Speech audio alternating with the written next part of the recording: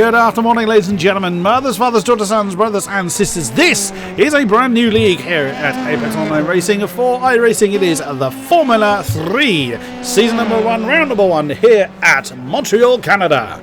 My name is King-Kodiak and I'll be one of your commentators throughout this evening's double race indeed. Before we go into the details of that, joining me in the commentary box is the Lord God, that is Stevie SQ. Stevie! Come back to me! Stevie's muted. He has had to go off and do something. Right, in which case, it is a two-race format, as you can see. A feature race that has a 3-lap qualifying session preceding it to form the grid. That is 40 minutes long, as you can see on screen. In fact, let me bring up that, which will better explain. I'm back, by the way. Hello! Welcome back, Stevie. Introduced you and you disappeared. So, I pushed the button and it wouldn't unpush. Oh no, that's never good. So, it is a 40-minute feature race, which has a 3-lap qualifying session that precedes it, has a mandatory pit stop requirement. And then, after that, in another session, we have a 25-minute sprint race, which is reverse base grid from the race results of the feature race. So, this is going to be interesting. Both races form round 1, and this league will be run in conjunction with the Formula Rally 3.5 league, at alternating weeks. So this week is round 1 for Formula 3. Next week will be round 1 for Formula Rally 3.5. So yes, looking forward to those indeed. Now, these cars have only just been released to iRacing, so there's a lot of uncertainty with these. That includes us. I've commented on Formula Rally 3.5 in other games, not in iRacing. This will be the first time I've actually commentated on single-seaters within iRacing itself, so there is a lot of unknowns in this one, but really cannot wait. Yeah, it's going to be great. Like you say, it's a new car. There's no one's got like the ultimate setup. They've not unlocked the tricks to this car. It's completely new, but it's the same for everyone. They've had like a week of looking at what's coming up. They've got a week of trying out tracks, but this is it now. It's the same for everybody. You've had the same amount of time. Time to go racing. Oh yes, oh yes. This is a practice session which we're just coming to the end of. The reason why we wanted to get the stream underway a little bit earlier was to explain the new league, its format, but also the qualifying is like we say, it's a 3-lap qualifying session, but they will have the track to themselves, so we won't see lots of qualifying going on. You'll see the times coming. You can see the ticker along the top. That will update itself as best it can. But we'll try and pick somebody up. You can hear the cars running, but they won't see each other. So let's see who we can find. Nicholas Domino, the man responsible for all of our amazing graphics works. So we will follow him through his lap when we can. Not everybody is coming out on track immediately. They have 10 minutes. Correct me if I'm wrong on this one, Stevie. They have 10 minutes to do their 3 laps. Is that right? There's a 10-minute session, and in that time they can set a maximum of 3 timed laps. There we go. You have the track to yourself. You can't. There's no excuses. You can't say you got blocked. You can't say someone got an unfair slipstream. You get the track to yourself. It's the best driver to do it. Track conditions are the same for everyone. They can stop on their lap and reset and go again, but it counts. Once you started that lap, counts. That's it. That's it. A lot of drivers sometimes will do 1 lap, so then start into second as they finish the first, then go back and then have a cool down lap and then go for the third. Others will just go 1, 2, 3, boom, boom, boom. Absolutely. So yeah. Should we do an onboard lap with Domino as opposed to the final chicane? Absolutely. So follow him through the chicane. Those bumps are vicious in this car. So that is something our drivers are definitely going to have to keep in mind. Crosses over the line and comes into turn 1. Heavy braking zone. We didn't quite catch the apex, but he tries to open up the entrance into turn 2. Gets over to the left-hand side. Catches the rumble strip and keeps going. So we can get a slightly higher camera than that one, as the nose was actually... roll bar's a good one. Yeah, we'll roll with that one. There we go. Yeah, that is the one I was looking for. Just graces the wall on the exit of turn 4. Now coming into 5. Heavy on the brakes again. It's if you make a mistake here, particularly early on, it can be pretty damn lethal. Through 6, very cautious on the gas is Nick Domino. In the car number 7, we actually have 2 car 7s, so you have 7 and 07. We'll pick up the second 07 car later on. Now into the next 2 turns. You can see actually the raised part of the apex, and these cars don't want to go anywhere near it. The GTE cars or any kind of GT cars have the suspension on the travel to be able to cope with those, and even they struggle. These things will just get catapulted if they go anywhere near those big sausage curves. Round the apex, and then just catches that small apex on the exit of turn 10. Now streaming on down the back straight. And this is going to be a long, just full throttle by anyone that picks up a slipstream along here will have an opportunity to catch up. Now, but they're going to have to get the move done well before they get to this chicane, because you will not go too wide through there, or not very quickly, you won't, or even very successfully. And now we're starting to see some times come on the board. Adam Sandler, I knew I'd do that. Alex Sadler was first to get a time on the board, 1:28.488. Nick got a 1:30.874. That is a lap here at Montreal, a track many people are familiar with. Josh Thompson, because the only downside of this qualifying session is if I jump to someone, there's still no one anywhere near them. But Josh Thompson is our current poster, 1:29.206. The times are flooding in, as you can see on the top 15 counter on the left-hand side. Yeah, it's. I'm expecting gaps to be pretty close in this. The league has always been very close, and even though it's a new car, it's still the same situation. These cars are very, very baseline. There is lots of things you can change in the setup, of course, but it's a lot focused on the drive. Which is what you want. Indeed, it is indeed what we want. And I think something. Oh no, I was just about to say I think my track maps are about to pop up in the wrong place, so thankfully it didn't. So let us see. Just for reference as well, go on. I did some digging. Ooh. Josh Thompson, when we last raced here in season 9 of Formula Renault, he got pole then, and pole back then was a 1:32.5. Wow, and we're already considerably faster. Wow, and what was that in? That was in the Formula Renault 2.0. Oh, the 2.0, yeah. Well, goodness me. 3.5 seconds already, and you can expect that time to continue to tumble. Oh, and you see the tail of Josh's car get very, very squiggly as it came through that last chicane, turns 13, 14. Did he improve? He did not. He was a 10th down on that last attempt. Jordan McDonnell in the second. René Osterkamp currently in the third. Tim Delisle 4. Alex Sadler 5. Marco Mogren. There's a number of names I don't recognise and a number of the ones I do. So again, I apologise if I get anyone's names wrong. Oh, Josh just brushes the wall a little harder than he might have liked. Kimi Larson 7. Knut Madsen 8. Gregory Olsen 9. Alex. Oh, hello. We just had Christoph Holstein, our double GTE champions, just jumped up to 7th with a 1:29.810. Looks like Josh is going for all 3 of his laps. Yeah, some will. It's from the other thing I was hearing from the drivers. I did some information gathering yesterday. These cars don't have tyre warmers yet, so the first racing lap is terrifying because there's no grip and the tyres aren't up to temperature or pressure, and they're taking a while to get going. So for this, it may be better to just keep plugging and just keep the pace up to get the tyres going. Oh, Tim Delisle and Marco Mogren have set the same lap time to the thousandths of a second, 1:28.488, 5th and 6th. Wow, you weren't kidding.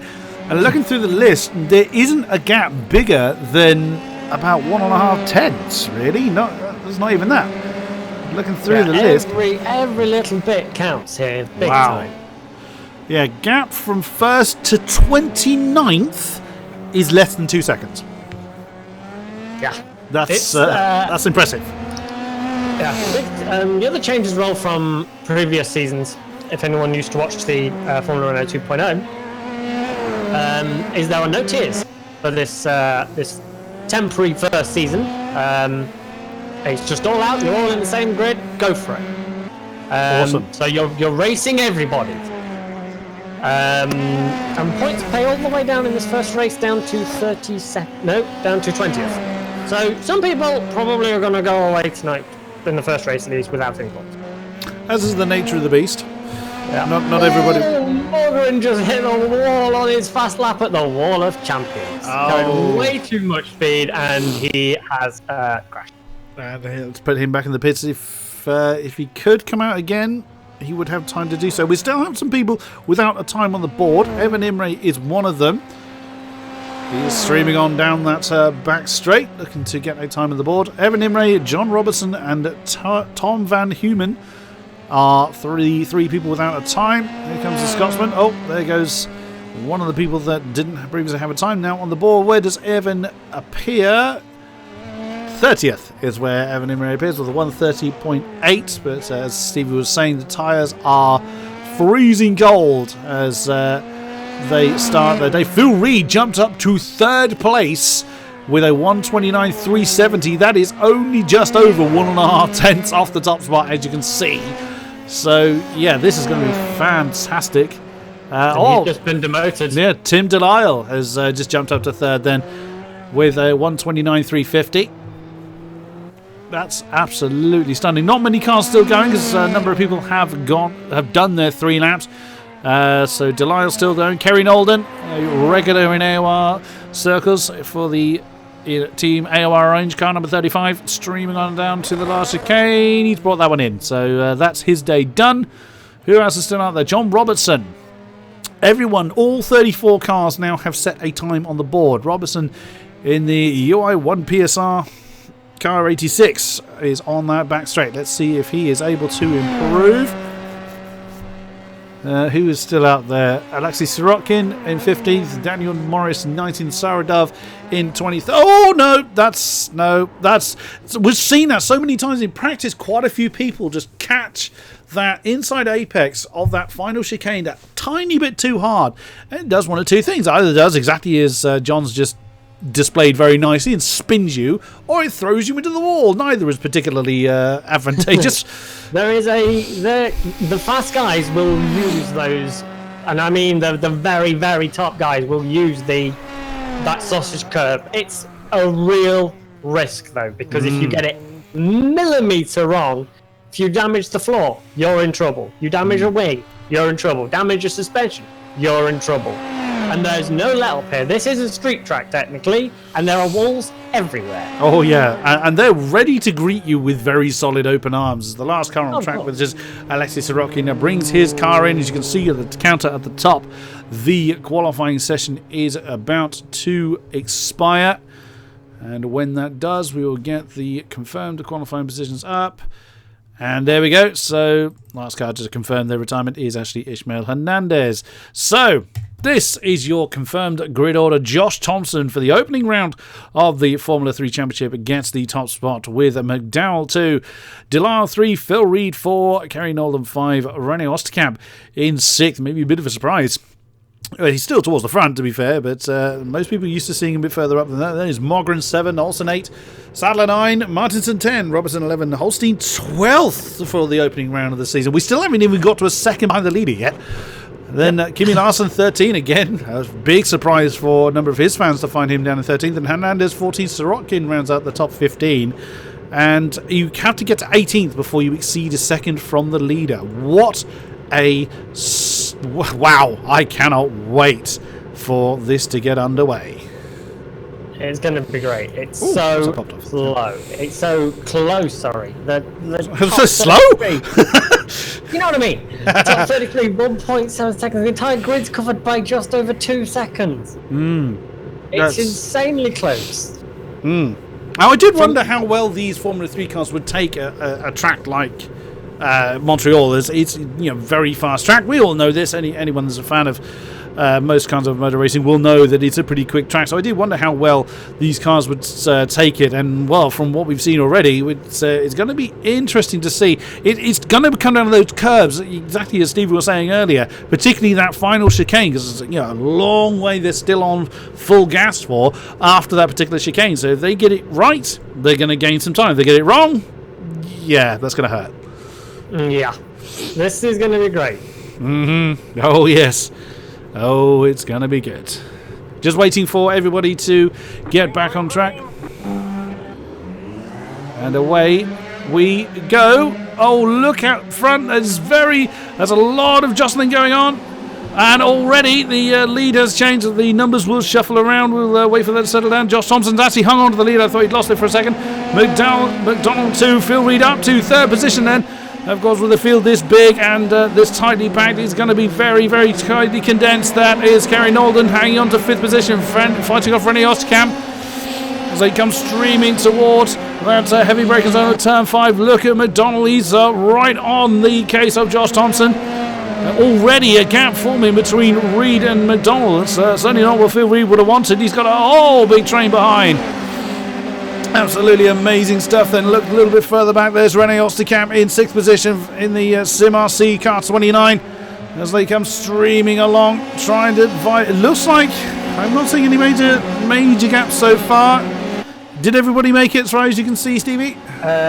Stuart Milne has no front wing at the minute. Oh dear, that'll be a no then. Oh, there's a move there. Alex Sadler. I'm going to have to get used to that. Alex Sadler just got 8th from Gregory Olsen as that move continues to shake up. But looking up front, McDonald again, he's in the slipstream. The slipstream is very, very strong. These guys are actually running pretty decent amount of downforce, so when they get in the slipstream, it's essentially like a DRS. There's the information I've got. It's Kerry Nolden. Oh, he's in trouble. He's backwards. That's exactly what we were saying. Those curbs just spit you out, and that's disastrous then for the AOR Orange Car 35, all the way down to 20th, 21st. Oh, disaster. Yeah, that's exactly what we're saying. You hit those curves slightly wrong, and you will pay the price. But if you don't, you lose time. And those top guys, which Kerry is, he's a championship winner in these previous series. They're gonna take it every single time. First victim, but he's still in the race, and he's still in the points. So it's not over yet. He's just made his afternoon a lot harder. So the only other casualty I can see, by the way, is Evan Imre. And Jacob Tofts as well. Early victims of this particular track. Let's jump back up to the front though, and look at that, the top 2 with Thompson and McDonald broken away. Phil Reed has got company from Tim Delisle. René Osterkamp is right in there as well with Mark and Mogren in 6th position. Sadler and Olsen having their battle now for 7th. So the field, exactly what we rather saw with the GTEs on Monday, they were very heavily condensed. There we see... There's a bit of a gap forming back at in 14th for Luca Varani. He's dropped off a little bit off the back of Alexei Sirotkin. You've got Conor Ryan and Alexander Wallow just behind him in a 3-way battle for 14th. Indeed. And now 1.5 seconds separates 2nd and 3rd. The battle for the lead rages on and is probably going to go on for quite some time. Because it's a 40-minute race, but it's pretty much going to be absolutely flat out for the most part. The only time these guys are going to get any kind of respite is in the mandatory pit stop that they're going to have. What's happened to Robertson? He's lost. He was certainly lost one. He's side by side. That's Holstein. Who's that's in the wall? I'm going to guess Stuart Milne getting out of the way. Yeah, he's parked it out of the way. He's getting out of the way. He's a lap down already. Nicely to get out of the way there, though. Although I'm sure some drivers will complain he disrupted their turning point, but he's off the track. He's fine. Yeah, that's fine. There's no issue there. So keeping an eye on what's going on up front. I'm trying to look absolutely everywhere. To be fair, it's absolutely impossible. Kimi Larsson's not had a great first lap or two. He's now in 28th. He's 15 places down from where he started. I was going to say I can't find him. Morris is down 10. But they're still going. I don't think we have anybody fully out. Jacob. Even Jacob Tofts is still driving. He's still driving. Oh, okay. So 2 laps down, but he's still driving. Yeah. So at least 2 major incidents on the opening laps for this race, but no such trouble then for our lead 2. Phil Reed and that's Phil Reed and Tim Delisle. That's Robert. Huge incident for Phil Reed. He hit the back of Tim Delisle. Just sprung up in the air. He's reversed and damaged his rear wing whilst trying to get out of everyone's way. But what a shame for Phil Reed.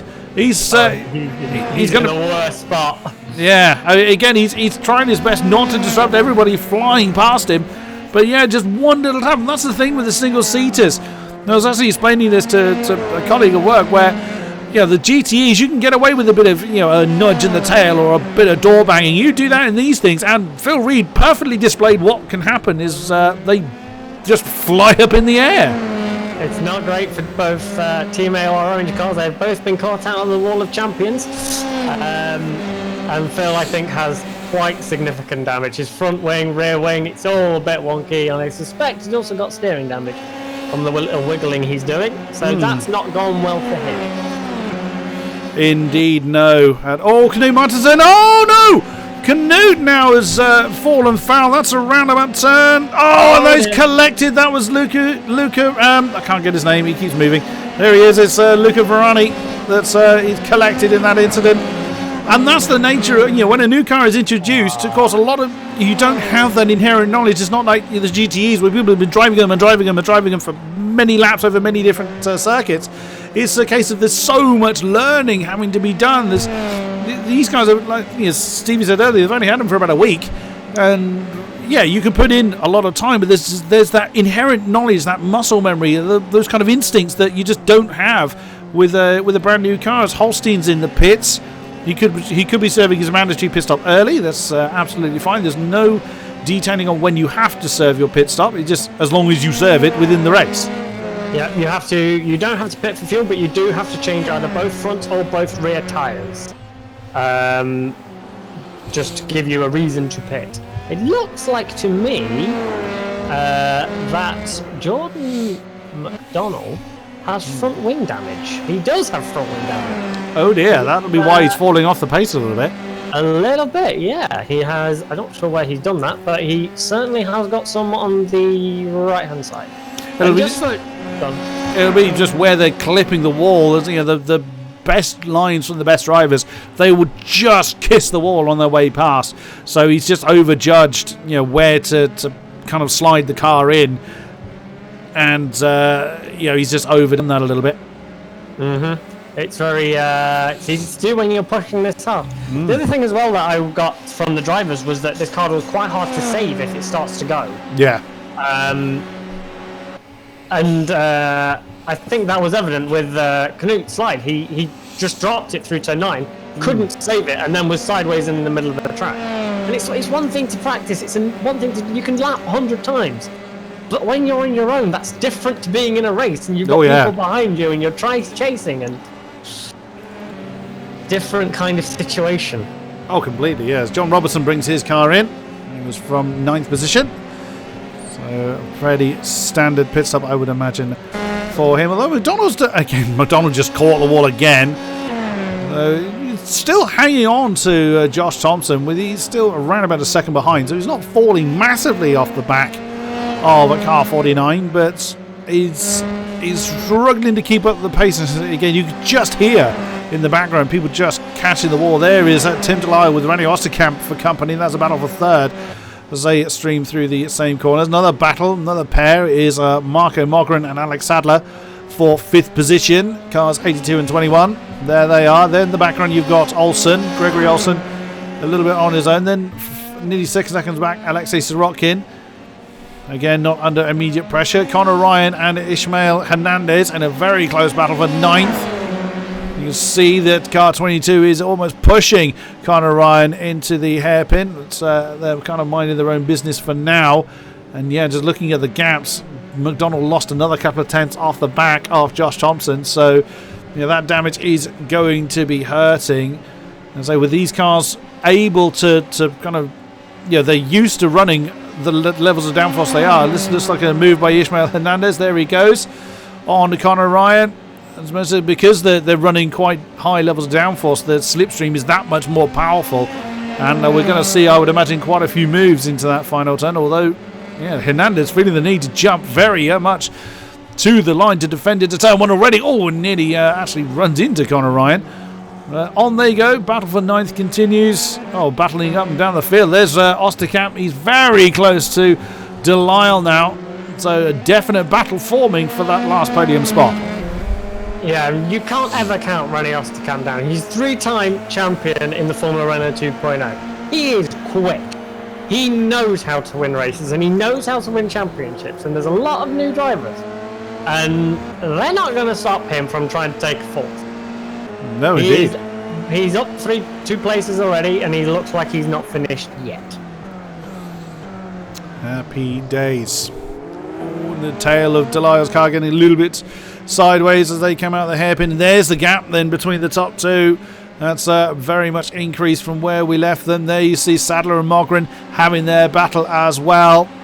It looks like Osterkamp a little bit too far off the back of Tim Delisle to make a move this time. Coming into the chicane, no such problem then as Sadler slides past Marco Mogren into 5th position.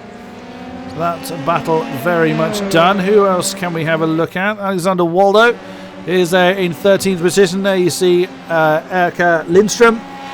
It's only someone that... and Pierce are having a bit of a scrap right now. I caught them last lap with Varani, who was at the lead of this pack, and they were having quite the scrap. Varani has dropped off her back, looking back now, but they are still fighting all the way down in 14th to 15th place. Absolutely they are. It's only someone that has done well. Up 12 positions is Sarah Dove for AOR Purple in car 177. She's pretty much just avoided everyone else's issues, and up to 11th, there you see Erika Lindström directly behind her.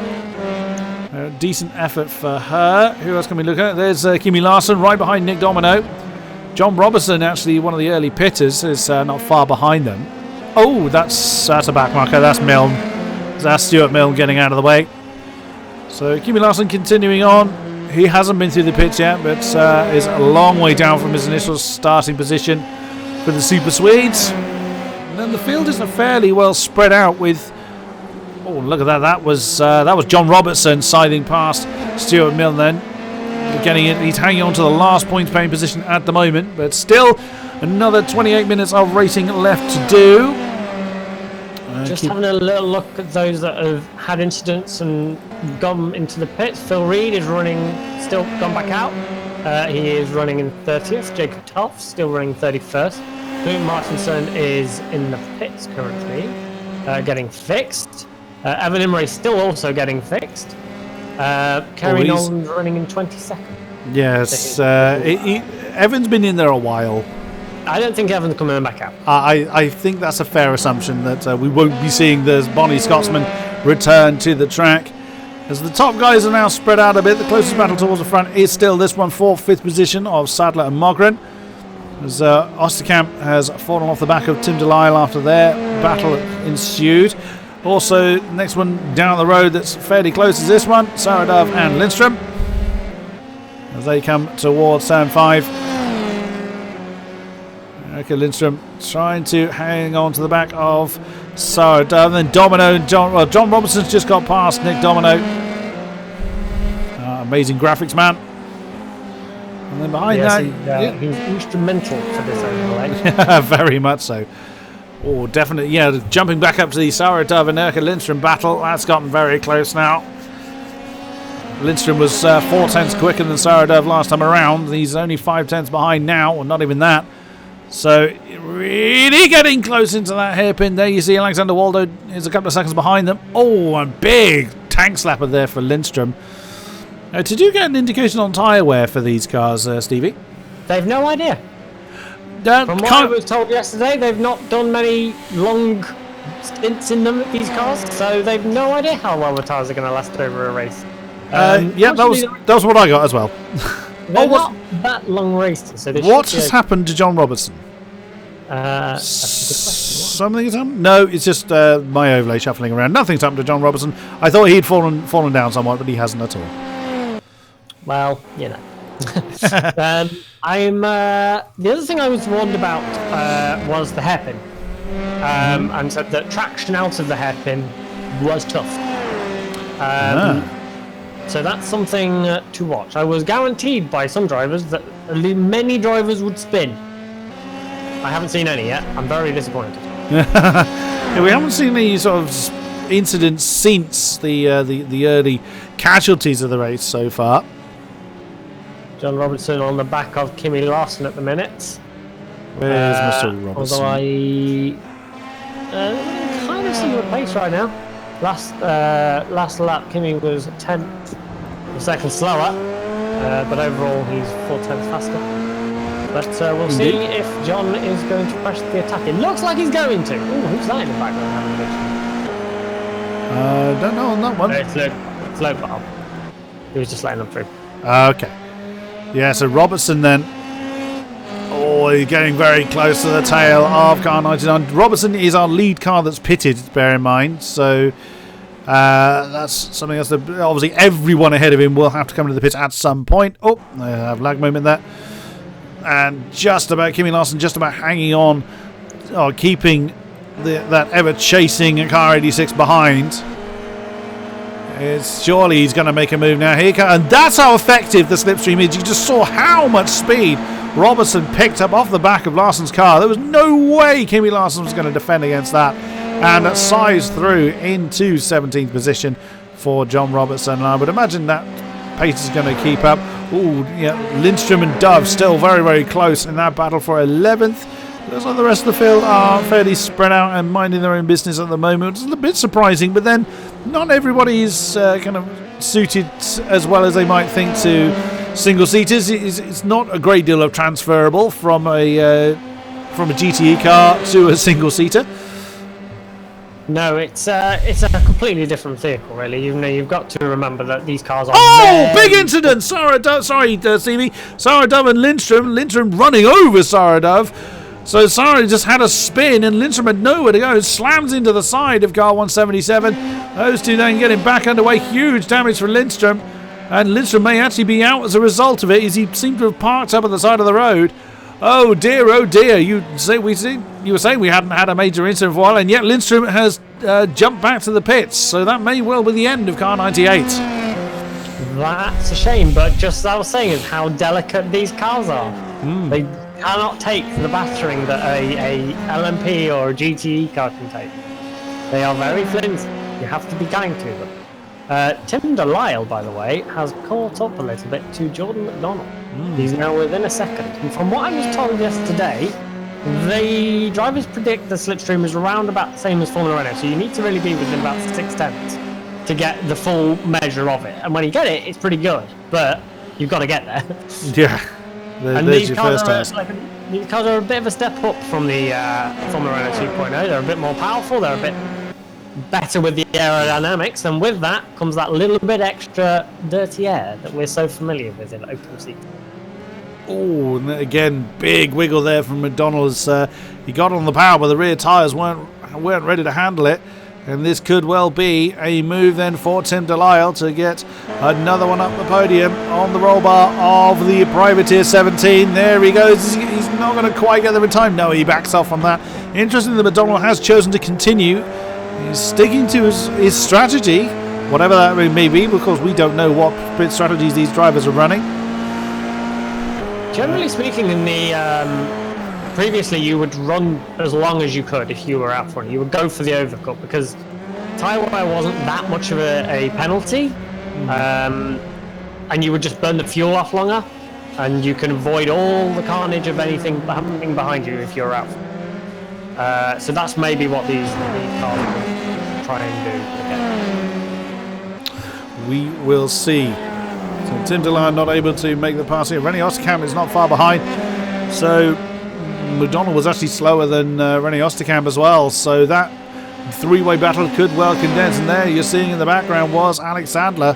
So he's a couple of seconds behind Rennie Osterkamp at the moment. He could well get involved in that battle should it happen. Let's have a look at a battle further down the field. Unfortunately, having a little bit of a few lag moments, which is upsetting the numbers a little bit, but pressing on as best we can. Conor Ryan is very much on his own, but not the case for Jordan Pearce and John Robertson. So John Robertson's been carving his way through the pit. Oh, and again, big whack off the wall for someone. John Robertson's actually dragging Kimi Larson with him. So John Robertson, remember, was our pole man. Oh no, it wasn't. He started 11th, according to the overlay. I thought he was up. Well, he was up front for a while. And there we go. There goes Robertson. A fairly straightforward pass, not actually in a common passing spot. That just shows the pace difference going on. Oh no! He's done. He's spun. He's still going. He had a brilliant pirouette, but he's spun. Well saved, but yeah, that's exactly where the incident with Sarah Dove happened. So he managed to keep that one out. Was anyone running close to the incident limit, Mr. Stevie? The incident limit for this race, just to refresh viewers, is 15x. From what I'm seeing, the closest at the minute is Stuart Milne. Also Evan Imrie, but I don't think Evan's going to jump anymore. No. Daniel Morris is overtaking for 15th place, or being overtaken. Yep, he's been overtaken. But yeah, for the most part, lower clearance on 9. Everybody's being pretty well behaved at the minute, which is good to see. It also helps that when you do have an off-track here, you crash. Yeah. So the incentive to not have an off-track is pretty high. Absolutely, where just amount of carnage goes on. This battle, this three-way battle, or what is going to become a three-way battle, is really condensing now. McDonald, Delisle and Osterkamp is getting pretty close. Here comes Tim Delisle again. He's not going to... Once again, just McDonald getting the drive he needs at the time he needs it. And now that's Delisle coming in. Did Osterkamp do the same? No, Osterkamp chose to continue. So another one comes into the pits. This will be interesting to see if anyone behind reacts to Tim. Yeah, absolutely. Actually, Alex Sadler is... I thought it was actually John Robertson was our lead person that's pitted. It's not actually the case. It's actually this man, Alex Sadler, has been through the pits. Started in 9th position, I believe. Oh, there's another one in. That's Alexei Sirotkin. Brings his car in, number 87. Alex Sadler, just for reference, has run his best lap. It was up there with the leader's pace. Nice. He's incredibly quick. So we will see where he fares in all of this. He only pitted a lap ago, but he's already got his bit done. Yeah, Tim Delisle's come out 4.4 seconds clear of Sadler, so no immediate pressure there. Just jump back to Larson. Actually, he's still with John Robertson. So whilst Kimmy hasn't been through the pits yet, he's hanging on to the back of John Robertson, lapping to within the same 10th of a second. So that's going to help him, going to close in gaps ahead of them. They carry on at that kind of pace. Conor Ryan now up into 6th position, with most people otherwise pitting. There's Josh Thompson, who was our pole man, or why I thought it was John Robertson earlier on. He still leads the way. He leads Jordan McDonald by 6.2 seconds. Now there he is. That's back marker. Oh no, that's Rennie Osterkamp, beg your pardon. Jordan is in. Jordan pit. He's going to try and cover Tim. Right. Getting under pressure a little bit, so this is going to be interesting to see where he goes. Tim is on the back straight now. Where is Delisle? He is there. There he is. Tim's going through the final chicane at the minute. But I would imagine unless Jordan McDonald doesn't get that front wing fixed, surely he's going to lose that position. Or you don't get a choice. If your front wing needs fixing, it gets fixed. Oh, but he's done him though. Look at that. He's actually beaten Tim Delisle. So that is the gap between the two now. It is around about 1.8 seconds between 6th and 7th. But they now become our lead cars that have been through the pit lane. That was a really quick start by McDonald, and that was a very, very impressive front wing change.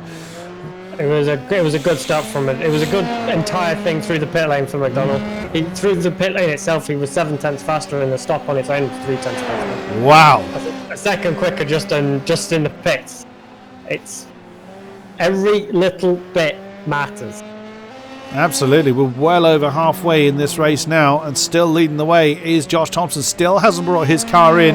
Leads by 6.3 over Rennie Osterkamp, who does bring his CMRC car 29 in for his stop. So Marco Mogren is going to pick up 2nd position in 82 for Radicals Online JRT. And Olsen has come in as well from 4th position. Car number 5. Conor Ryan, what does he do in 43? He continues, so he'll pick up another couple of positions for now. But Jordan McDonald is not far behind. But equally, Tim Delisle has closed him in. So those two are looking to continue their battle, and with fresh front wing on McDonald's car. It's going to be close. Oh, that is indeed very close. And Osterkamp slides right in between the pair of them. So McDonald, Osterkamp and Delisle in that battle now for what is currently 4th. But as the top 3 will pit, we'll see. There's 17 seconds between McDonald and Ryan. And then 12.5 between Mogren and Thompson. So we'll see how that shapes up. as to who slots out where. But wow, what a battle that is forming here.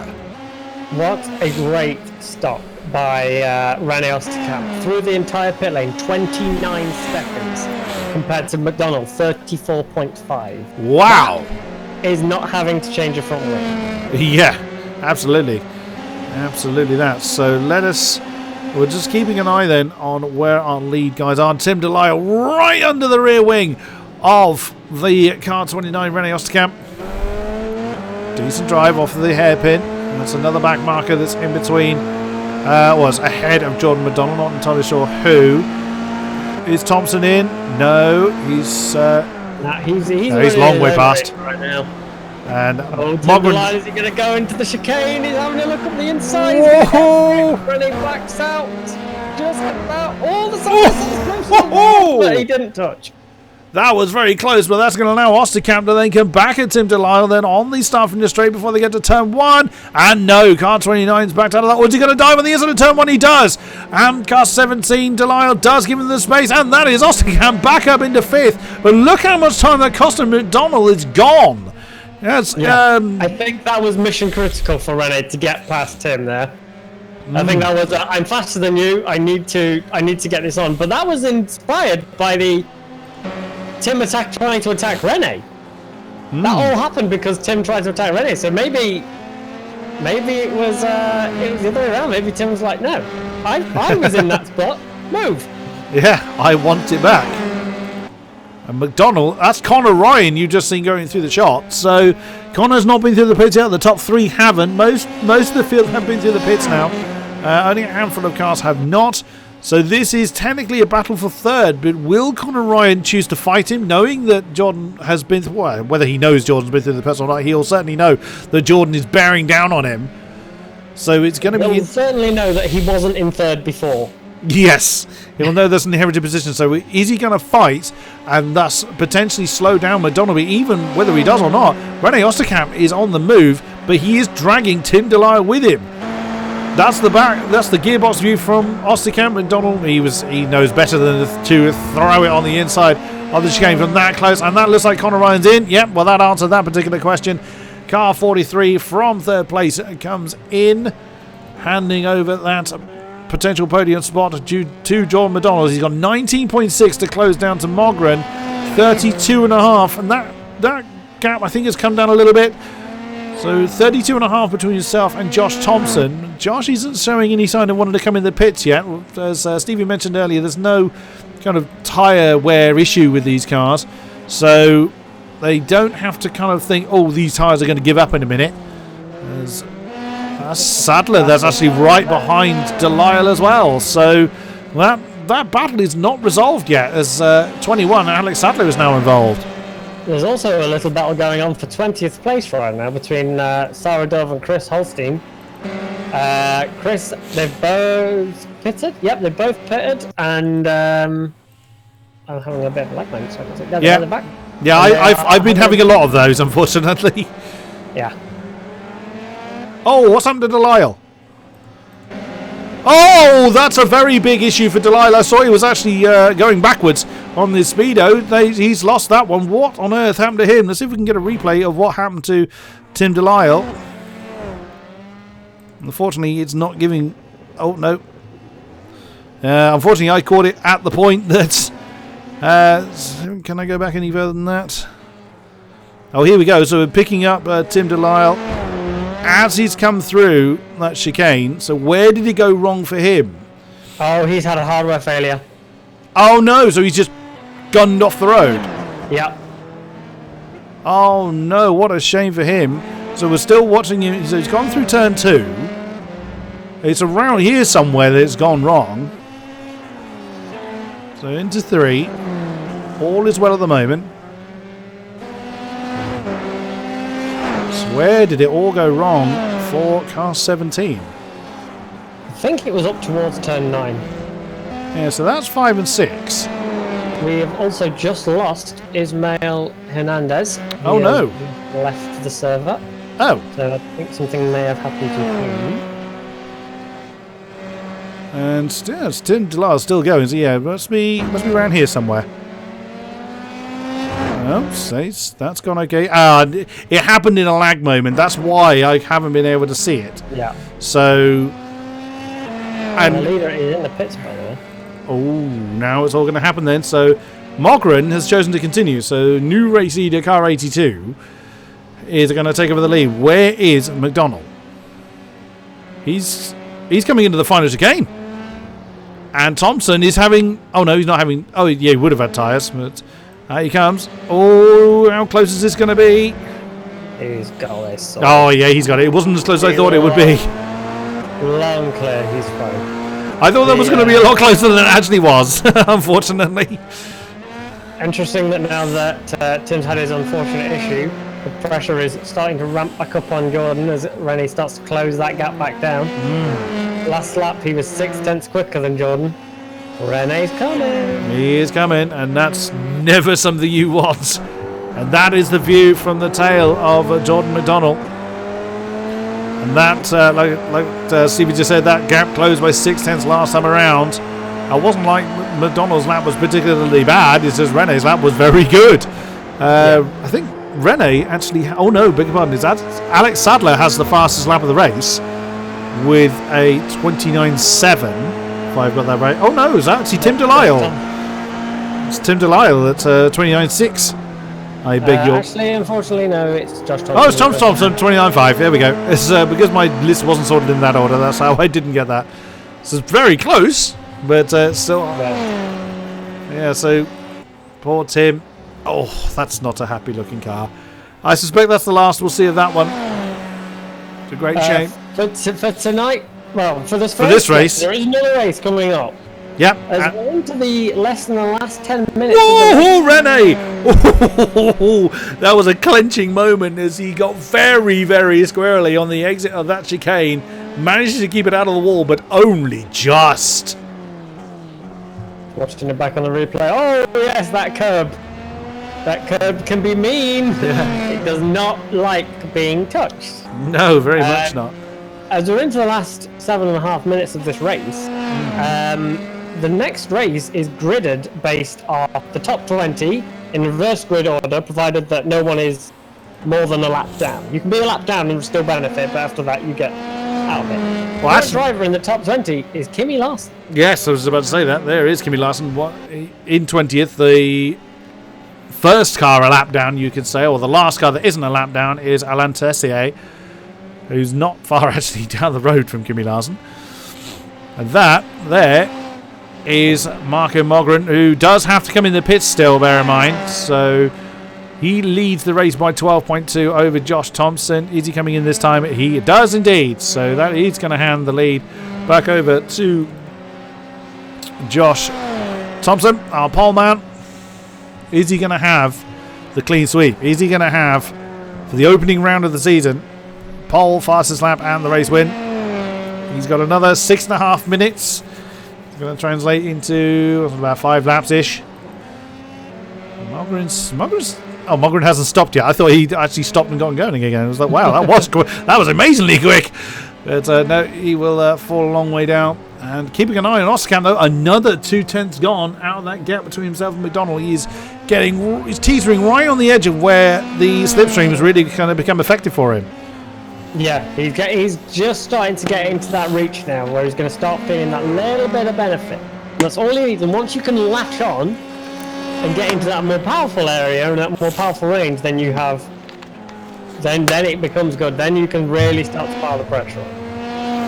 Because I mean, it's hellishly hard to break that slipstream when it's that strong, especially at a track like this that is a lot of the circuit is full throttle for these cars. It's not somewhere like Monaco, which is just start, stop, start, stop, start, stop. So this slipstream is next to useless. These guys are going to essentially be very, very tactical about how they use the slipstream, or how they defend, indeed, from the slipstream of the car behind. Absolutely. Absolutely.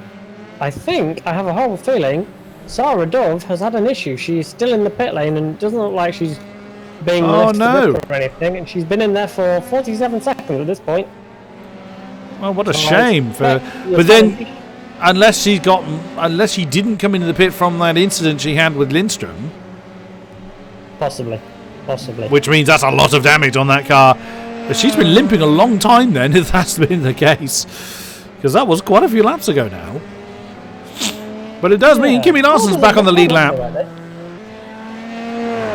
And Nick Domino is now our last car on the lead lap. And he's got, I think that is indeed Josh Thompson right behind him. So Nick Domino will have to jump out of the way. As the car directly behind. I'm trying to identify who that is. Car 44. Oh dear, it's gone horribly wrong for Mr. It is indeed. He is 2 laps down and very much under blue flags. There goes Josh Thompson, past all of them. Let's go back to Nick Domino a minute. Who's that behind him? That's Phil Reed. The one is Phil Reed. There's some of the numbers they've carried the numbers over from the Formula Renault numbers, and Phil moving the 44 for a certain F1 driver. I see. And supporting a different F1 driver with his helmet choice. But we won't mention either of them because of reason. René Osterkamp now within a second of Jordan McDonald. I'm now mixing up the first and second driver names. René Osterkamp then is really looking to press up. Although McDonald was a 10th quicker than car 29 last time around, that gap is back below a second. So, and again, big slide from car 29 towards that ever-waiting wall of champions. And there we go. 2/10 nearest down for McDonald. That battle for second is not yet resolved, and they've got 3 laps left to resolve it. Yeah, time's running out, but I don't think René will feel too upset at a potential podium on the first race of the season. Only 6 rounds in this league because we're, like we said, we're alterating with the 3.5, but it still counts. 12 races, every round has a feature and sprint race. This is the one that pays the big points, so I'm sure he'll welcome that with welcome. Absolutely. Now the Formula Renault 3 and Formula Renault 3. Try that again. Formula 3 and the Formula Renault 3.5. Their championship tables are completely different, are they not? Yes, they are completely separate leagues. There are some drivers that you'll see in 3, and there are some that you'll see in the 3.5, and some will do both cars, but they are separate standings. They are not. One result doesn't impact the other. But there's essentially two races. Well, there are 2 races per round. So whilst it is 6 rounds, it's a feature and a sprint race in both. It's, as Stevie was explaining, both of them earning points. Oh, look how defensive McDonald went. He's stuck. He went for that inside line really, really early. He is not confident about. He may well be confident about. Oh, crikey, René, that's close. That could have been a problem. Oh, Chris Holstein's having a move on Luca Varani for 14th. He's really had a mistake out turn 6 or 7, it looks like. And Chris side by side with him now up towards turn 9. I'm good with the numbers. It's 8 and 9, isn't it? Yeah, there you go. There we go. Varani held that one off. He did. It's interesting to see, isn't it? You were talking earlier about how difficult it is to adjust. You know, we look at Chris Holstein, who at Spa in the GTE car came within a second of winning the race after an hour and 20 minutes, and he's down in 15th place. Yeah. And he's not had a bad race.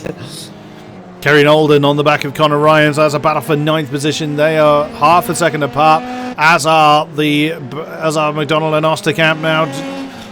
We are 1.5 laps from home now in this feature race. That's one of the back markers getting out of the way. Who's that? That's 862. That is, I looked at you earlier, that's Loic Barb, who's staying very much out of the way, does not want to get involved. And René picking up a bit of slipstream. Oh, which way are you going to go? He's Lois is minding his own business. He's not trying to block anybody. I think it's just René trying to pick up a bit of slipstream. Didn't quite work as well as he would have hoped, because he ended up kind of wiggling around everywhere, so it rather undid the benefit of it. And actually, if anything, it compromised his line into that chicane. Final lap then, lap 26. Lap 27 rather, 26 laps done. Josh Thompson leading very comfortably by 9 seconds. Jordan McDonald still fends off René Osterkamp, but that gap has gone up. At that moment there for Osterkamp cost him 3/10. Alex Sadler, 4th. He's 3 seconds behind Osterkamp. Then it is at Mogren took over the lead for a while before his pit stop. It's going to finish a decent 5th position at this rate. Then it is Gregory Olsen in 6th. Then Alexei Sirotkin, 3.7 behind. John Robertson in 8th position, up from his qualifying position, as you can see. Then it is Ryan and Nolden having a scrap for 9th place. And that rounds out the top 10. Morris is quite some way back in 11th. Suominen 12, Waldo 13, Holstein 14. Oh, Holstein and Varani still having their battle, and still car number 9 cannot find his way past. No, he's having to work for it, but he's drastically running out of time. As Josh Thompson coming down the back straight. He's only got 1 chicane to go. It's not like it's an important chicane where you can kill you at any time, though. But he's gone and done it on the opening round of the Formula 3. Your winner here in Montreal. He's got the fastest lap. He had the pole. He's taken the clean sweep. It is car 49 for Thrustmaster Mivana Racing. It is Josh Thompson. A very, very comfortable win. But and look at that stream of cars coming over the line. That is Jordan McDonald taking 2nd. Rene Osterkamp 3. Sadler 4. Keep going. We'll find the end of the train in a minute. Mulgren 5. Olsen just coming over the line. There he comes through the final chicane in 6th. Then it is going to be Sirotkin in 87 for 7th position. Then there's John Robertson. Oh, John Robertson slightly further back. Here he comes. There is Conor Ryan. So actually, Karen Oldham fell off the back of Ryan in the closing stages of the lap. He may have made a mistake or hit the wall. And then it's going to be Daniel Morris. Is going to take 11th position in that car 777 for Team AOR Blue. So that's just how long that big straight is. Here he comes through the final chicane. And then it is going to be Jukka Suominen, followed in short succession by Alexander Waldo for the Super Swedes. There is the battle between Luca Varani and Christoph Holstein. It carried on to the line, but car 222, Luca Varani manages to fend off the GTE double champion. Then Marcel Miles takes 16. Kimi Larsen is going to cross the line in 17th position. Oh, what might have been. It has not gone well for Kimi in this opening round. And everyone else was a lap down. So starting with 34.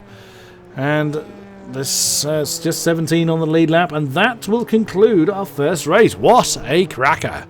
Yeah, it was very, very interesting, very exciting. And Jordan Pierce is our pole man for race number 2, coming up in not too long. There'll be a little bit of a break. They get a 10-minute warm-up session just to make sure everybody gets time to get into the session, and then it's straight into a race for 25 minutes. No pit stops, nothing but flat-out racing.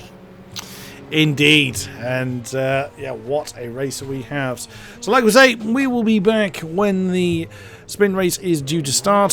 It's 15 minutes from now, I believe. Confirm that to me, Stevie. That's 15. Race 2 starts at 9:40 UK. Yes, so 15 minutes from now is when the sprint race will begin. So the stream will essentially be paused for the next 15 minutes. And we shall return upon when the sprint race for round number 1 here at Montreal will begin. Do come back to us and we will see you then.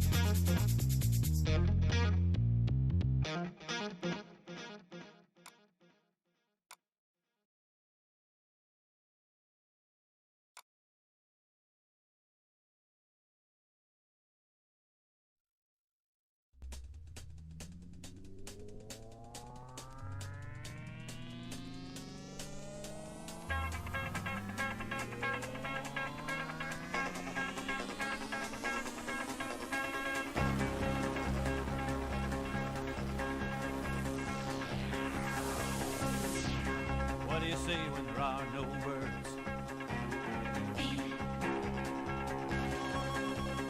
Feel a song that's never been heard.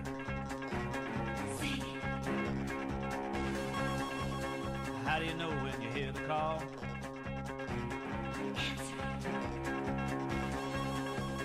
What do you do when you've done it all? Cannonball, cannonball, cannonball, cannonball. It's not what you do, it's how you do. Be anything you want to be. It's not what you got, it's how you use it. You be you and I'll be me, it's just a matter of style. You can't fake it, mile after mile, feeling free. If you got the soul, you can make it. Move 'em out, let 'em roll, from sea to shining sea. Ball, cannonball. What do you do when the mountain is there?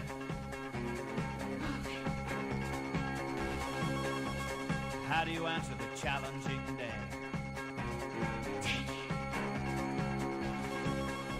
And when your back's against the wall,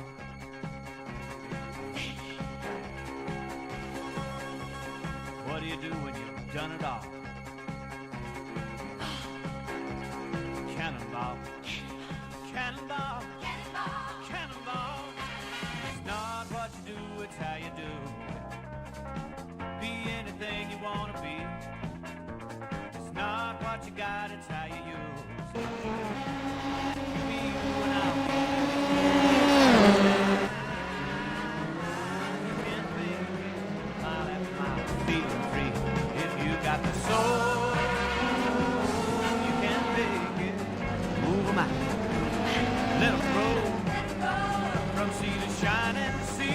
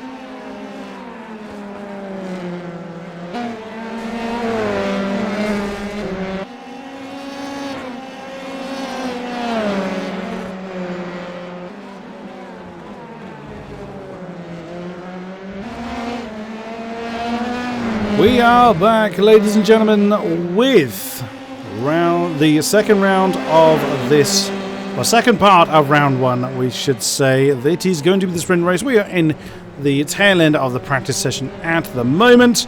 So let us get everything set up, ready to go for this particular race. And what a session we had. Absolutely stunning. So, as a reminder, this race is going to be gridded. The top 20 will be in reverse race finishing order. So 21st and below will start where they finished. And then for the rest, it is reverse of where they finished the feature race. So no qualifying session for this, and then it is just 20 minutes of absolutely flat out, no mandatory pit stop for this. So this is going to be interesting.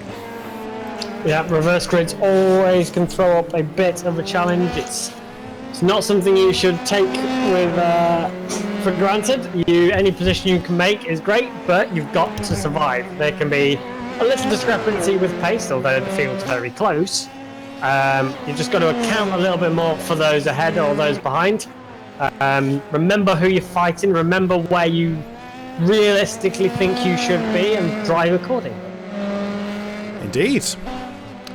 Indeed. We are just a few seconds away from this warm-up session. Indeed, we are 10 seconds away from this warm-up session being complete, and then we'll go through the gridding process as we are familiar with, and then we'll get this underway. So again, no rolling start, same as we had before, and then it's going to be pretty manic. So this is all going to be just down to, it's not just how quickly you can get through the field, because it's fine if you've got time to get through the field, but we saw how frantic things got at the tail end of the feature race. So this is going to be even better. So you've just got to get through the cars that are slower than you for a start, but you've got to do it in a way that doesn't completely cripple your car. How many times do we see people bouncing off of the curbs in the final chicane?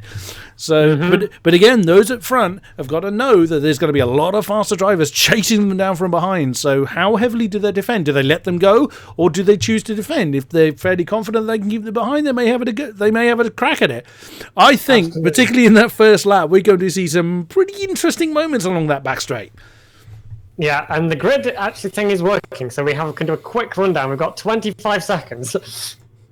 The grid thing is working. Oh, there it is. Yes, so Pierce is going to take the top spot with Barb 2, then Domino 3, Larson 4, Miles 5, Holstein 6, Varani 7, Waldo 8, Zoeman 9, Morris 10, Nolden 11, Ryan 12, Robertson 13, Sorokin 14, Olsen 15, Margaret 16, Sadler 17, Ostercam 18, McDonald 19, Thompson, that's where our reverse grid ends, 20th. Now.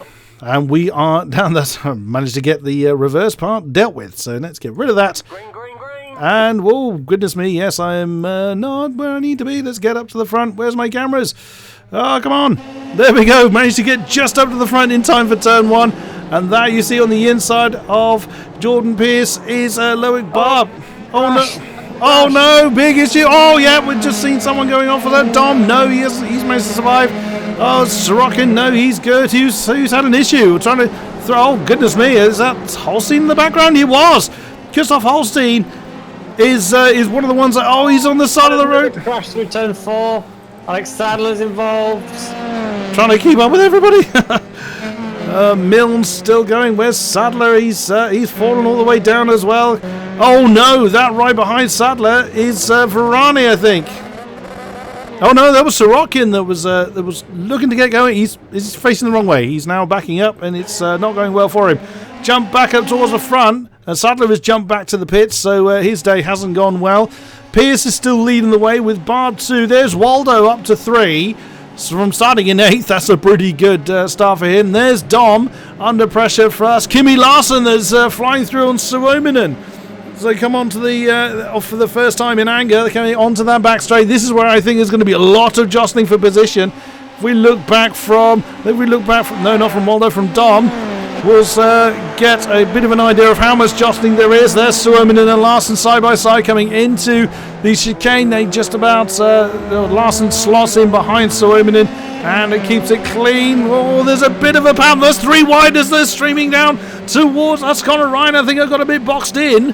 So make it 4 wide coming into turn 1. 82 flies through. That's Marco Mogren flies through, manages to hold on to 7th. Conor Ryan 8th. That's Morris then getting on the inside, coming through turn 2.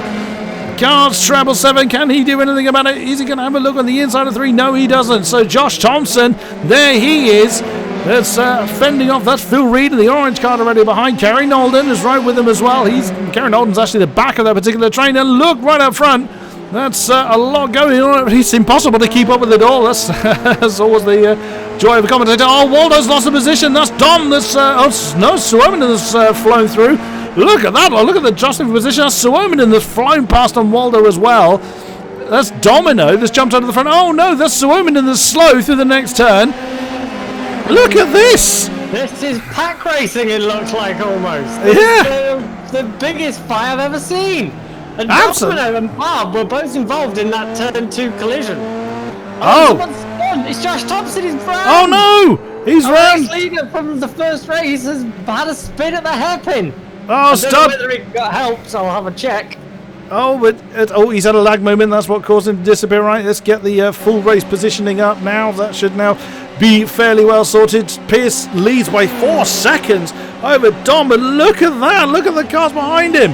They are all within a second. That is absolutely crazy close.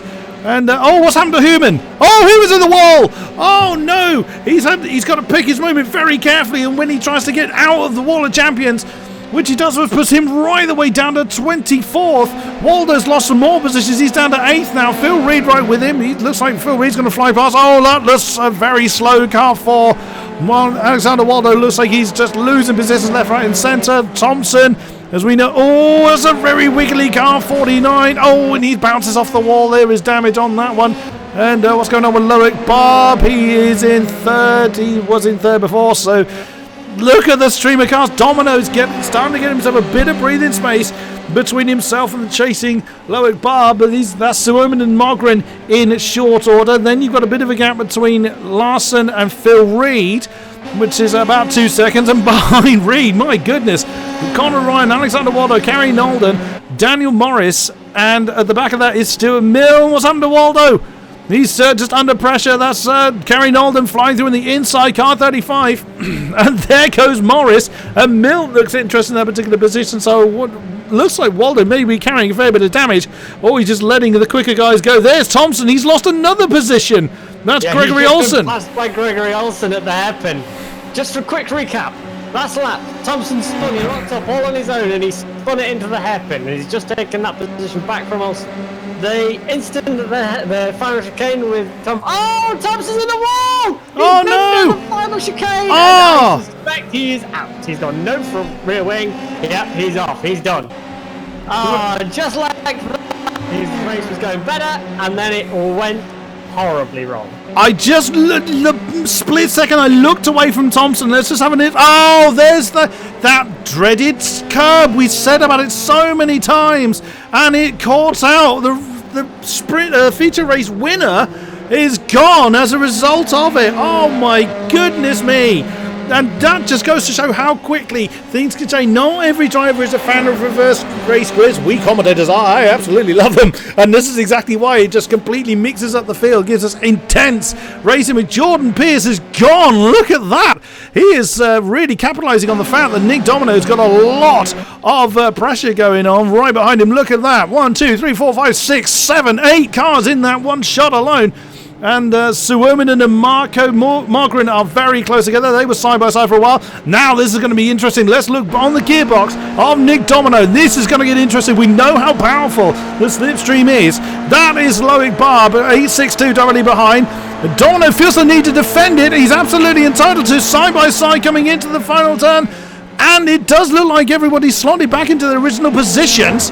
Wow, that was amazing stuff. Oh, side by side almost. That's I think it was Ryan and Nolden that was side by side for 8th and 9th. This is absolutely insane. Phil Reed is challenging Kimi Larson. That's for 6th position at the back of this pack. Oh, wow, that's getting very fidgety. That was Suominen getting a little bit. Oh, that's a problem for Mogren, I think.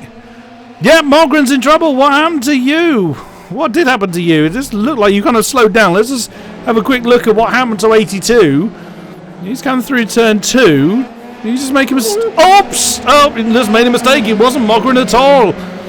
We've got Kimi Larson under tremendous pressure from Phil Reed. Phil Reed's coming on the outside at turn 5 and he's got him through into 6 and they're still side by side as they're running up the hill. Not the hill, just down the straight. Down the straight. Oh, where I got hill from. It's amazing, isn't it? When you're trying to keep up with so much action, your brain just goes, I'm just going to make it, brain off. It does happen. I know exactly what you mean there, Stevie. Look at this. This is absolutely amazing. This is what we're going to expect for the rest of the season. That is absolutely fantastic. Oh, Josh joins us in the chat. Such a shame what happened to you, sir. It's amazing for us, but obviously not for Josh. Oh, that's Tessier. That's close on Erka Lindstrom. That's a battle for 14th position. And Canoe Martinson and David Santana. So we didn't really look at Canoe, or indeed we didn't look at Santana at all last race. And that is Evan Imre on the back of that particular pack. But that is, with the exception of a gap, 11th to 12th. That is so close, right the way down to 15th, which is Rene Osterkamp. Oh, that's having a go at Domino. Yeah. The outside at turn 1, he's got him done. Dom didn't fight that one. Again, you know who's quicker than you, or you know where you finished in the previous race. You know who you're realistic racing against. He didn't fight Mogren. He let that one go. Car 82 flew through on the outside of turn 1 to take 2nd position. So that puts Domino and Barb back together again. So Oeminen is the next car. That's the orange one in that particular battle. There's a bit of a gap between Larson and Suominen. That Phil Reed and Kerry Nolden very close in that particular pack as well. That's the view from the back of the 99 car. That is 44. That's Phil Reed looking to have a go. Here he comes again in the slipstream. Whoa, that was close. Wow, Phil Reed was very much banking on Kimi Larson taking the racing line into that chicane. That could have gone horrible. Oh no, is that Domino? And there's Barb. Oh dear, 862 falling through the field. Did he make a mistake? Yeah, he locked up, he cut across the grass, it slowed him down. Impact!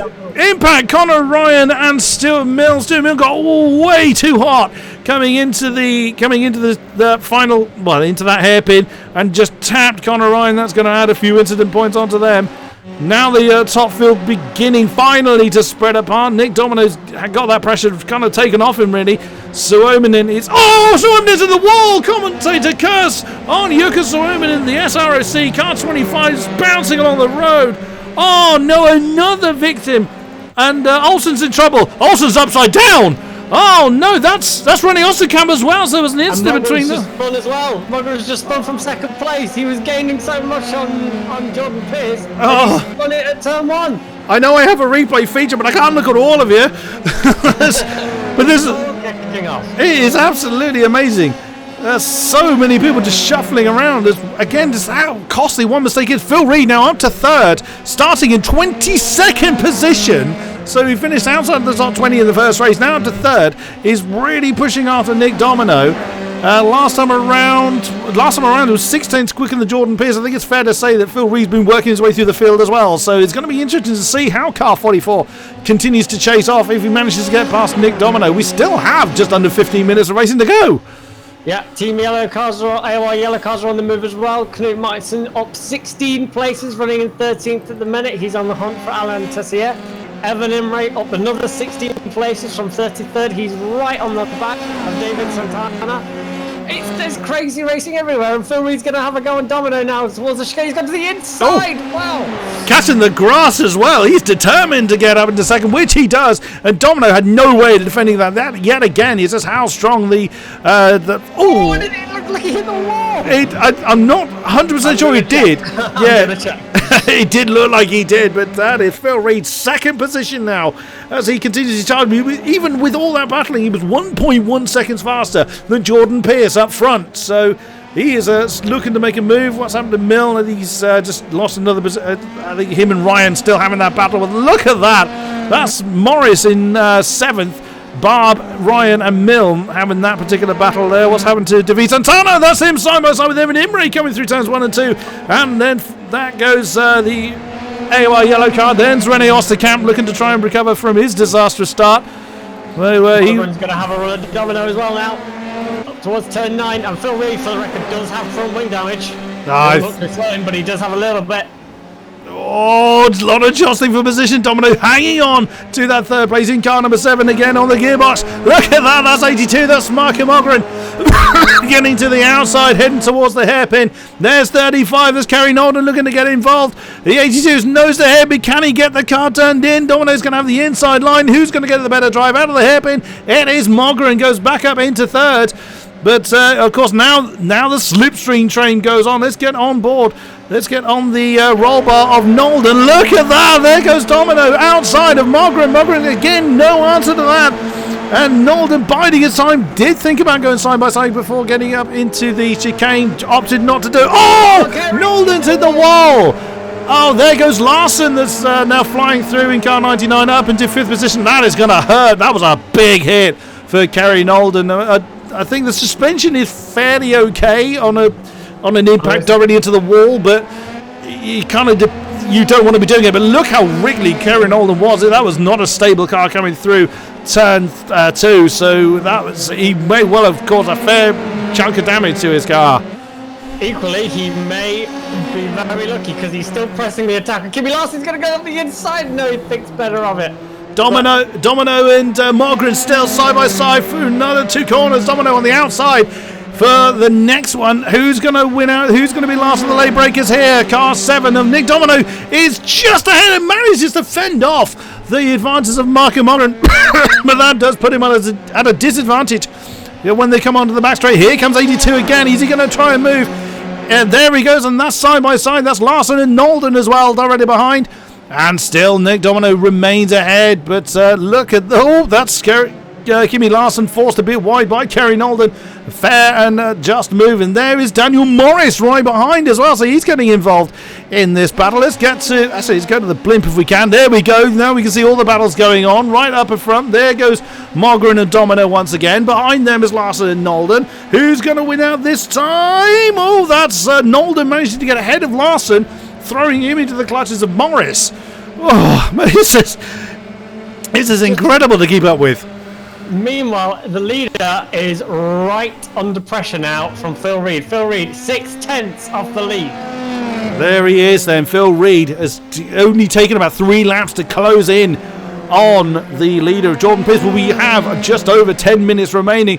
Oh, what's happened to Morris? Morris is in trouble. He's down to 8th. He's got on the inside into turn 6. He's got him. And he's taken the lead of the race. He has indeed. Phil Reed, car 44, has taken the... Oh, Jordan Pierce! Oh, go on! You are perfectly allowed to do that. Absolutely you are. He's nosed ahead. How's this going to shake down through the next 2 turns? Oh, that's close. Oh, Phil Reed was not prepared to let that go. Coming on down to the hairpin, and actually Jordan Pierce has got back up into the lead, and he's going to have the inside for the hairpin. Oh, bit of a lag moment there for Jordan Pierce. 198. He's going to have the inside line. But who's going to have the better drive?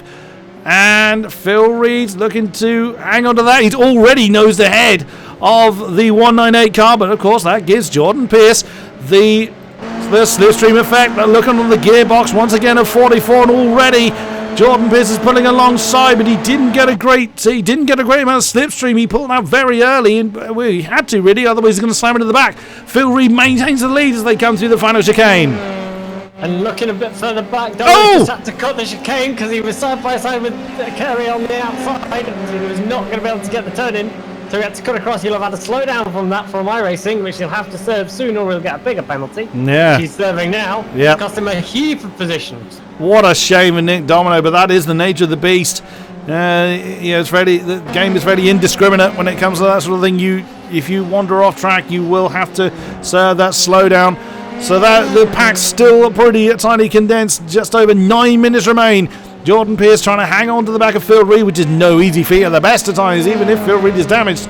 That is going to be a tall ask. He's hanging on just about a second. Then 3 seconds behind them is Marco Mogren. Kerry Nolden, 1.5 seconds behind in 4th. There he is with Larson, Ryan and Morris in a very short order. Well, that 4-way train is not dispersed too much. Stuart Mill is in 8th. Domino down to 9th now after that incident on the final turn. And we've lost Tessier. He's gone. As you mentioned the word incident, Conor Ryan is on 12 of his possible 13 incident points. Oh, another incident. And that's the nature of the... And that's the nature of the beast when there's so many cars in short order. You know, you kind of sometimes you're forced off the road, as we rather saw Domino last lap. But you know, the incident count is still there. It doesn't care whether you're forced off the road or not. It's you still have to be mindful of it. Phil Reed now leads by 1.6 seconds. It was, I think, it was rather inevitable. Once Phil Reed got up into the lead with 30.2, was his last lap, 1.2 seconds quicker than Jordan Pierce. And unless Phil Reed throws that one into the wall, he could well romp off into the distance and not be seen again. But no such luck between this pack. Kerry Nolden fourth, just out of the shot. He's just about breaking the slipstream effect to Kimi Larson. Conor Ryan is right with the Swede. And Daniel Morris, the Brit, in car 777, hanging on to the back of Conor Ryan as best he can. Domino then now back up into ninth. He's gone past Loic Barb, directly behind. They've been involved in the battle pretty much all race long. There you see up ahead is Stuart Mill. He's a little bit of a gap between himself and Daniel Morris, but Morris looking to attack. No, he's not quite close enough. I thought he was going to attack Conor Ryan for a minute, but opted not to go for that move. Finally, it's taken to this point before the field's actually spread out for us, enough for us to breathe. Yeah, it's been some pretty action-packed first 12 laps. Just a tad. It's been insane, but it's still going. The skill battle's on track. And I think Jordan is going to have his word cut out to hang on to a podium, but you know, it took them a while to catch up, but it's taken Phil a little longer than he would have liked to get past. Next catching up towards him will be Marco Mogren, and Kerry Nolan coming along with him. Yeah, Mogren's got a few friends that is following on for the fight. So exactly as you say, Stevie, Jordan has got a lot of work to do and 5 laps with which to hang on if he's going to try and hang on to a podium position. The closest fight towards the front is this one for 6th, Conor Ryan and Daniel Morris. Behind them is Domino and Barb. Those two have been locked in the battle all race long. There is Lindstrom directly behind them. So 3-way battle for 9th. Then Canoe Martinson in 12th. Started 31st, so he's gained nearly half the field to come up to 12th position. Evan is 12 seconds behind, so he's up more places than his teammate, but has had a bit more fighting to do. There you see David Santana directly behind. And Tom Van Humen rounds out the... Oh, there's a bit of an impact there for Evan. So Van Humen rounds out the top 15. Here we go. Mogren has caught Jordan Pierce. Here comes the 198 car trying to fend off the 82. Ooh, that was so close to impact. Under braking for Mogren. But, one of those things you've got to watch is that just because they're ahead of you on track, just because they're in that position, doesn't mean they've got the same braking points as you. When you go from racing these drivers that you're used to racing with, that break at all the same points as you do, when you come up behind someone who perhaps raced a little bit earlier, it can easily catch you out. Mogren had a look on the inside but opted not to take the move, and he's looking to make the move here. I would think he's going to want to do that one on the inside of turn 1. Much more space than the final chicane. Here he comes. Slipstream jumps out on the inside of turn 1. Jordan Pierce didn't fight that one, and through into second then is the Swede for Radicals Online JRT. Car 82 and Kerry Nolden is right in there as well. He's going to look to follow suit. Kerry Nolden, who has seemingly clearly survived that hit with the Wall of Champions. He did, absolutely, up in More fourth. by looks than judgment, but he is still going. Again, had a look on the inside of 5, but didn't opt for the move. That's fair enough. He's just got to bide his time. But Domino really close right now. Domino's having to go defensive. And he's just about held off. And Erkan Lindstrom's now in that battle. It's a 3-way fight for 8.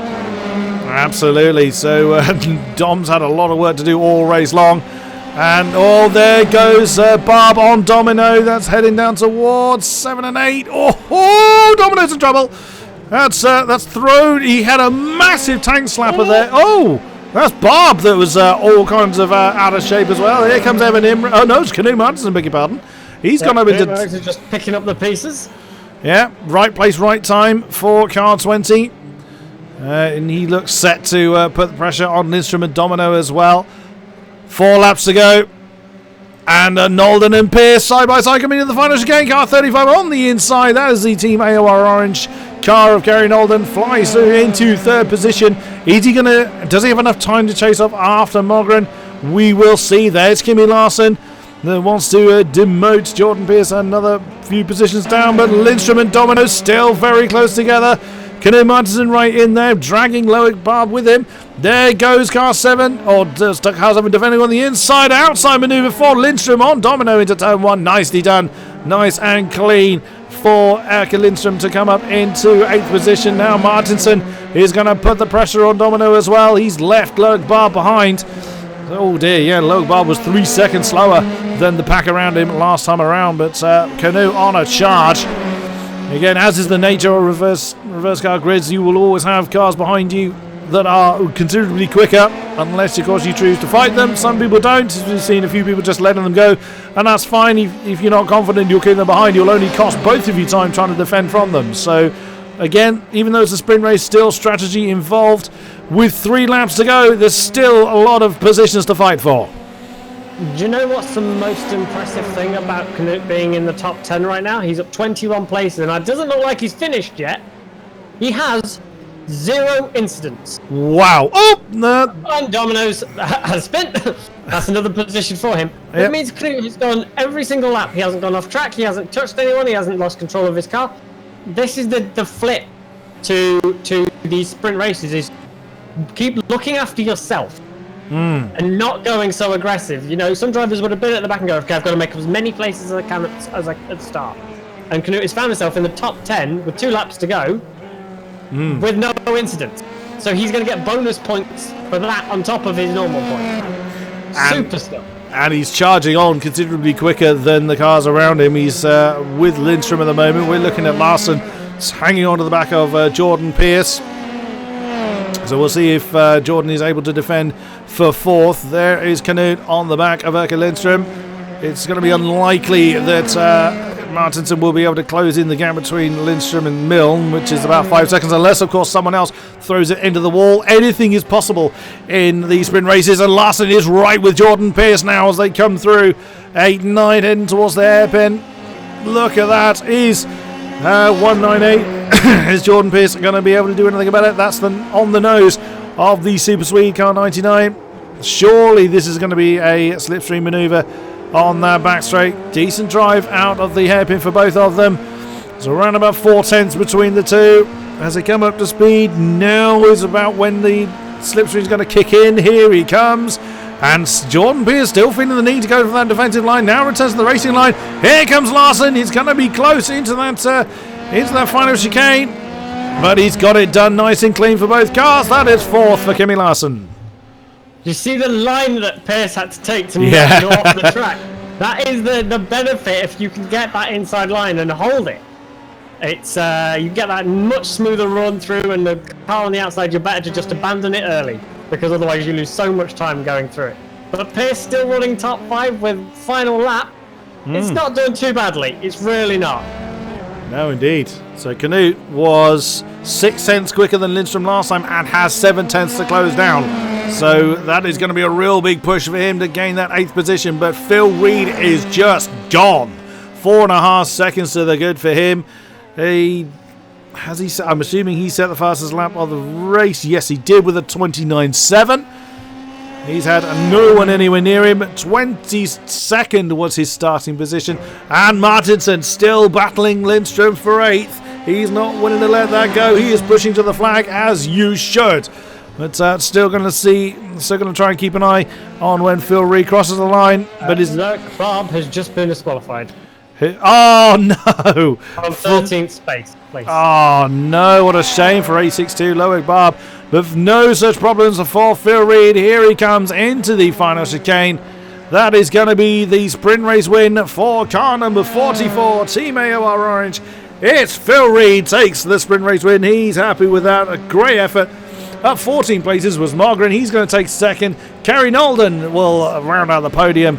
Kimi Larson is going to cross the line in 4th. He finishes where he started. Jordan Pierce, he has every reason to be happy with that. He started 4th and finished in 5th. Great effort for you. Morris crosses the line in 6th. Then it is Stuart Milne in 7th. Canoe Martinson did indeed get at 8th position in the last. Now, although my game can't decide who finishes in 8th, it is finally Martinson. Lindstrom, Domino, what might have been for him, crosses the line in 10th position. I'm reading his car number. Evan Imre is 11th, and it is Van Humen in 12th. Ronnie Osterkamp. Tom Van Humen, who spun at the Wall of Champions, he didn't actually crash. He managed to keep it out of the wall. Wow! In that quick recap, he was about 10 centimeters away from the wall. It was amazing. So here are your confirmed race finishers then. Phil Reed takes the race win. Mogren 2, Nolden 3, Larson 4, Pierce 5, Morris 6th, Milne 7, Martinson 8, Lindstrom 9, Domino rounds out the top 10, Evan Imre 11, Hoyman 12, Osterkamp 13, Delisle 14, Santana 15, Tofts takes 16, and then Butelard 17, and then Barb we saw was basically everyone from Barb downwards didn't see the flag. And Sorokin, Ryan, Varani, Tessier. Wow, a lot of cars had a lot of problems there. And Dove, Suominen, McDonald again. We saw that huge incident with him early on. Olsen, Waldo, Thompson, Holstein, Miles, Robertson, Sadler, and Newell. Wow, what a race! Yeah, that was a little bit more frantic. Something else I saw in the chat whilst that was all going on.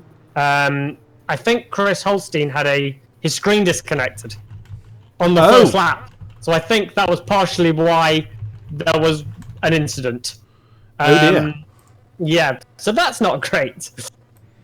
And just the other thing of note for me was Josh Thompson.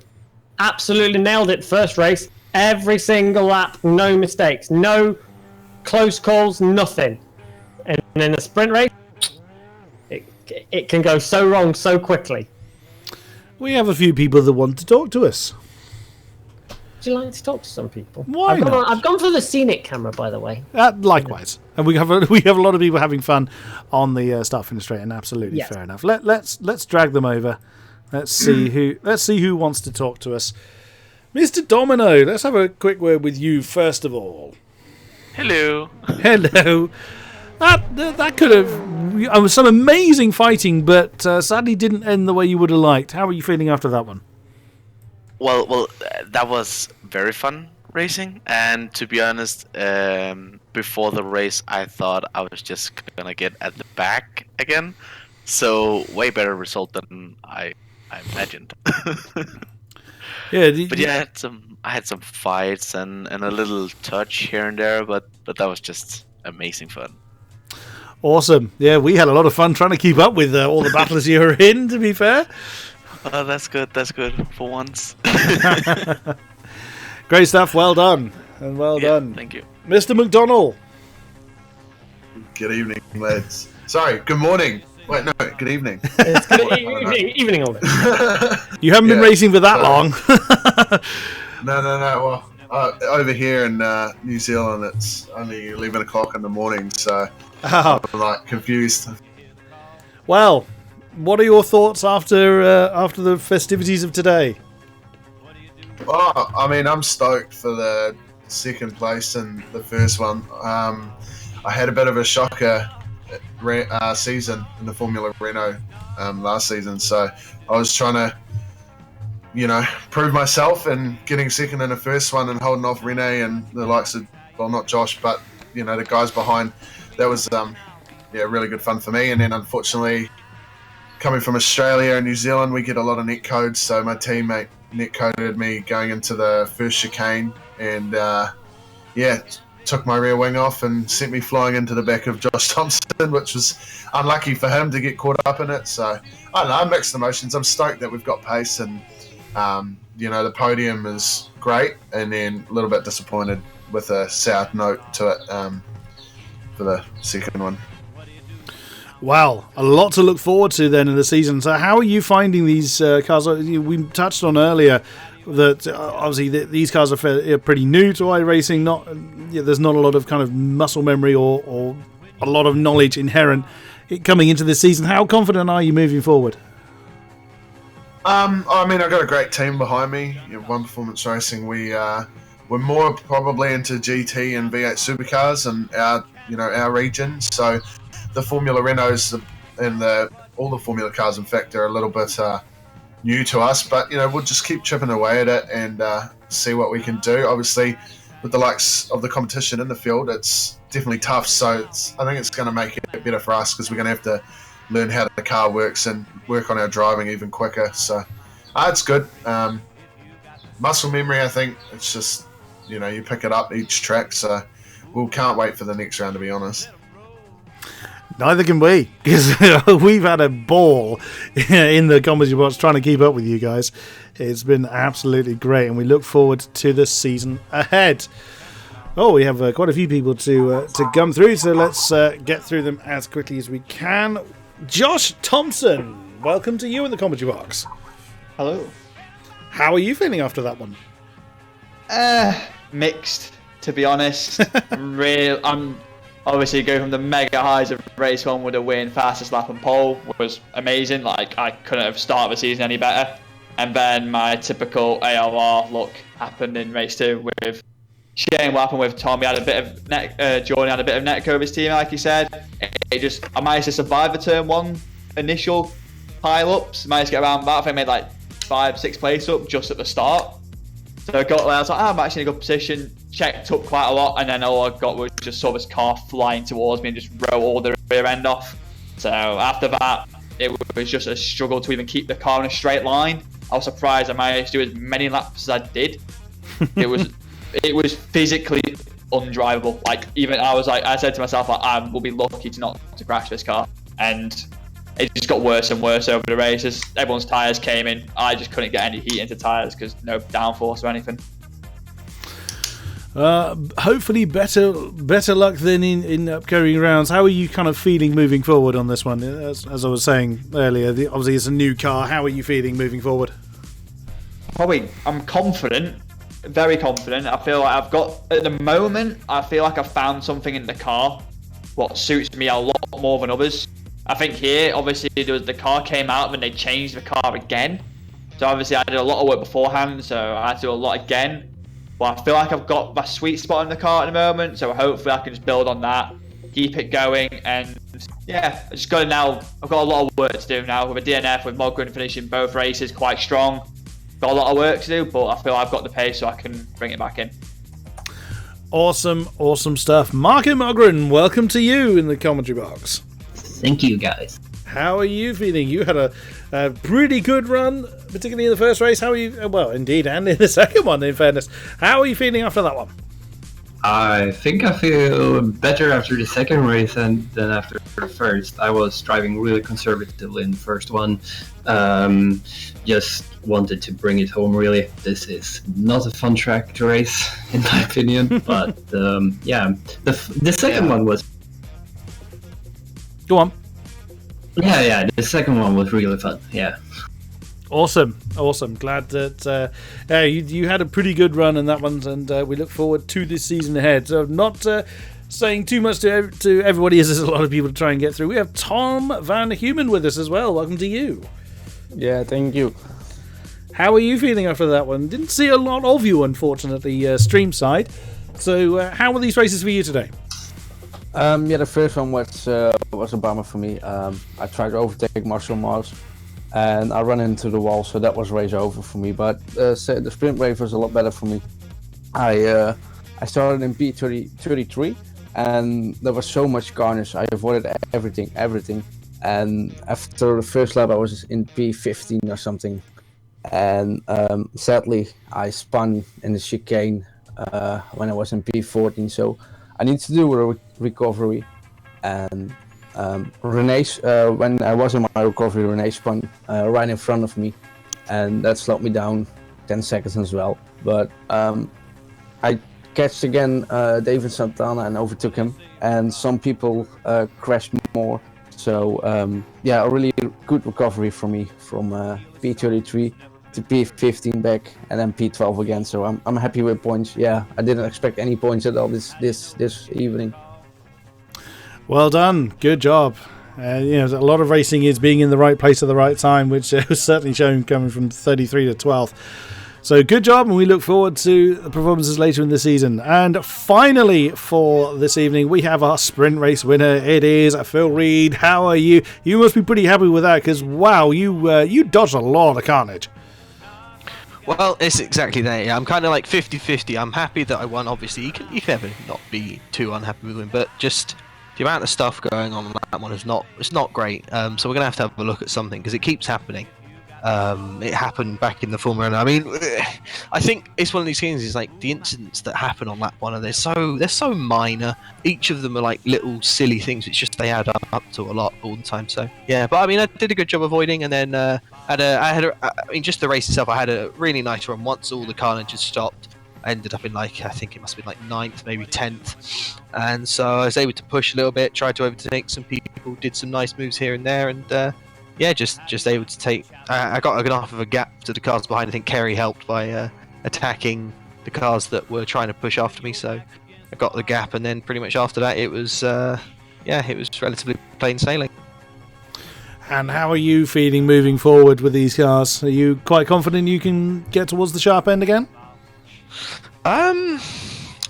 I literally right before qualifying for the feature, I just didn't feel the car at all, and until about 5 laps before, and I all of a sudden started thinking, oh, you know what?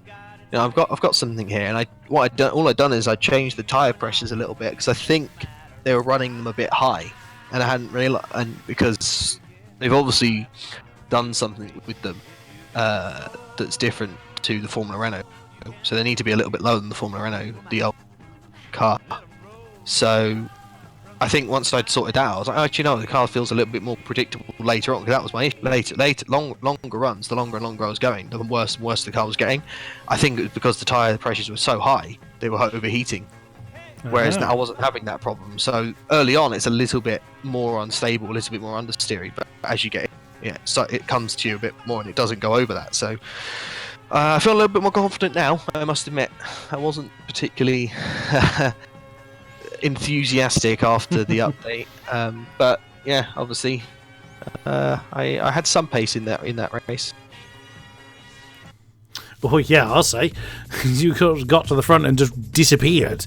So yeah, I'd say your pace was pretty strong then. Your fastest in the sprint race was pretty damn close to what we saw in the feature race as well. So we look forward to you being towards the sharp end once again, Mr. Reed. Thank you very much. Any other questions from you, Stevie? No.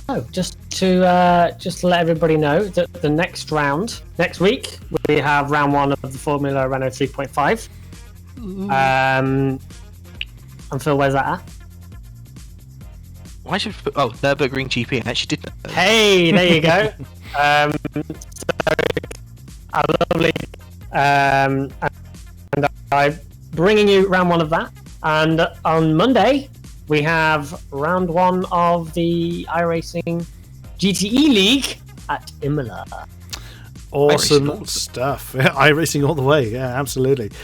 And yeah, that will tie it up for this evening's rounds. Thank you very much to those that have been with us throughout the stream, beginning to end. A great pleasure to have you with us.